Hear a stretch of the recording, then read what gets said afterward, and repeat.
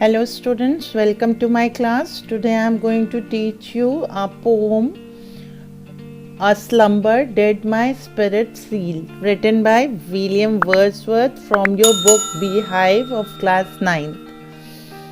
Let us know before we read the poem, इसके बारे में जान लेते हैं. This poem is about the death of a loved one. How does the poet feel when he thinks about her death? How does he imagine her to be after death? William Wordsworth की बहुत सारी poems हैं और William Wordsworth की poems का एक ख़ास बात यह है कि इन्होंने एक इमेजिनरी कैरेक्टर बना रखा है जिसका नाम लूसी है. लूसी एक नेचर बॉर्न लेडी है और विलियम वर्ड्सवर्थ उसे बहुत प्यार करते हैं और उनकी इमेजिनेशन उनकी लाइफ में रियल ट्रुथ की तरह है. वो लूसी को देख सकते हैं, सुन सकते हैं, समझ सकते हैं और वो अपना पूरा मतलब उन्होंने पोइट्रीज़ ही लिख डाली हैं. वो लूसी को एक साक्षात लेडी समझते हैं जो बहुत ही ब्यूटीफुल है. यहाँ पर भी वो उसी के बारे में बता रहे हैं. आइए देखते हैं और पहले टाइटल देख लेते हैं. A slumber did my spirit seal. Slumber मतलब होता है स्लीप, निद्रा, नींद, और स्पिरिट मतलब होता है सोल, और सील मतलब फिक्स कर देना.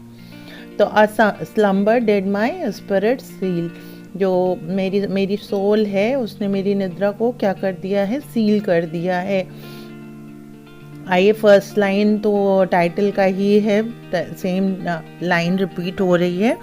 अ slumber did my spirit seal, I had no human fears. और मुझे कोई भी मतलब ह्यूमन फियर, डर नहीं रह गया. इंसानी डर होता है ना कि मौत आएगी और ये, तो मुझे कोई इंसानी डर नहीं था. मुझे लगता ही नहीं था कि लूसी कभी मुझे छोड़कर जाएगी, क्योंकि वो एक ऐसी चीज़ थी जो कभी मतलब इन्होंने कभी नहीं सोचा था कि वो इनसे अलग होगी. My slumber did my spirit seal, I had no human fears. मुझे इंसानी कोई डर नहीं था, लेकिन ऐसा हुआ, उनके साथ ऐसा हुआ. She is Lucy here, she seems a thing that could not feel.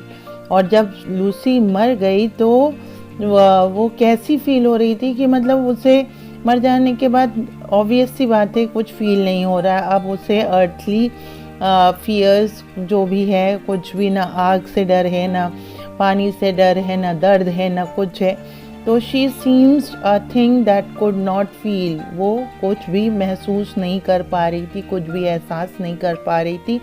The touch of earthly years, और जो टच है छूने का, अर्थली ईयर्स जितने भी साल ये हैं वो सब भूल चुकी थी. उसके सोते ही, ये गहरी निद्रा मतलब डेथ में जाते ही सारी चीज़ें भूल जाती हैं, सब चीज़ गायब हो जाती हैं, सब चीज़ मिट जाती हैं.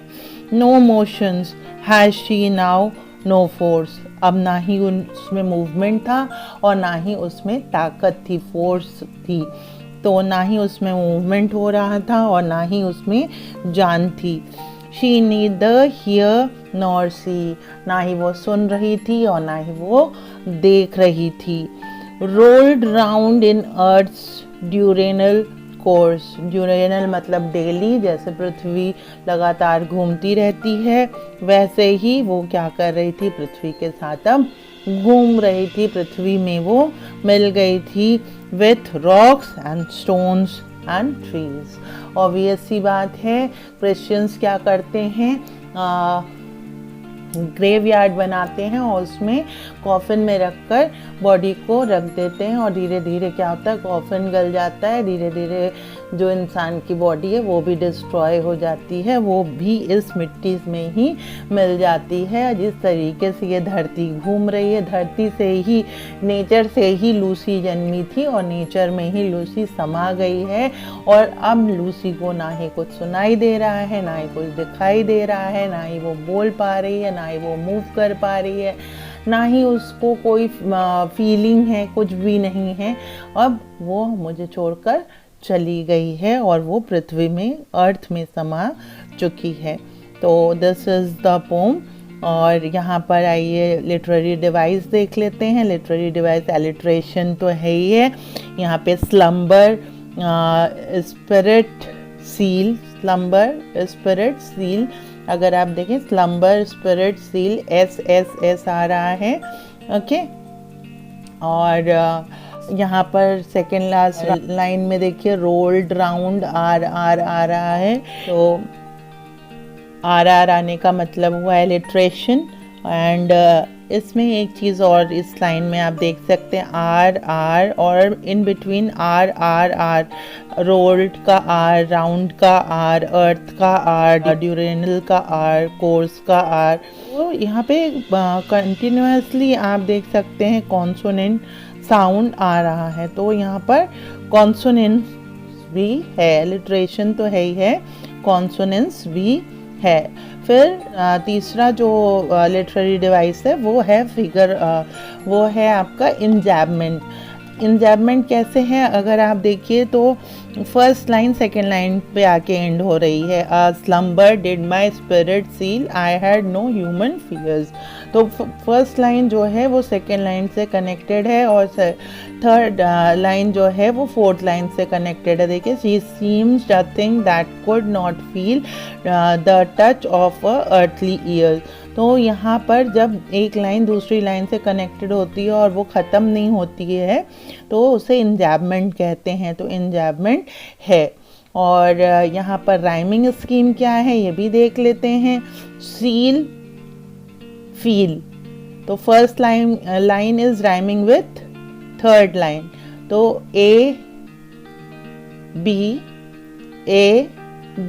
Yes. Fears with ears, seal, feel, fears, ears. So A B, force, course, sees, trees, C D.